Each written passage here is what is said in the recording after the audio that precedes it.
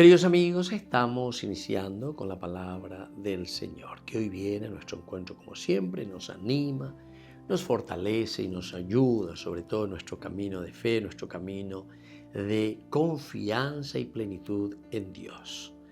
Ñanduvina ñandé, peñande yarañe, libro de los Proverbios, capítulo 30, del 5 al 9. La palabra de Dios es acentrada. Él es escudo para los que se refugian en Él. No añadas nada a sus palabras, porque te replicará y quedarás por mentiroso.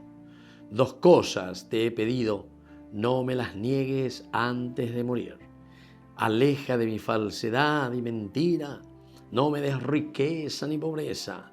Concédeme mi ración de pan, no sea que me sacie y reniegue de ti diciendo, ¿quién es el Señor? No sea que necesitando robe y blasfeme el nombre de mi Dios. Queridos amigos, qué linda que es esta reflexión del libro de los Proverbios, porque en primer lugar nos habla de la centralidad y del equilibrio en el seguimiento de Jesucristo. Da hipotai ni pe extremo, ni hiponaiteia ni ibayetereia. No quiero ni riqueza ni pobreza. Quiero, Señor. Y entonces lo justo, lo equilibrado. Y él comienza a dar sus argumentos. No añadas nada a tus palabras, porque te replicará y quedarás por mentiroso. 2 cosas te he pedido. Anabena. Mocoy, mocoy, apeala, cuende. No me niegues antes de morir. Aleja de mí falsedad y mentira. No me des riqueza ni pobreza. Y ande yara, ni riqueza ni pobreza. ¿Por qué?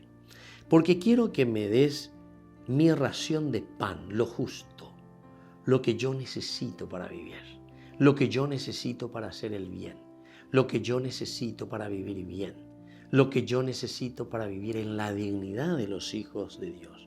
¿Por qué? No sea que me sacie y reniegue de ti.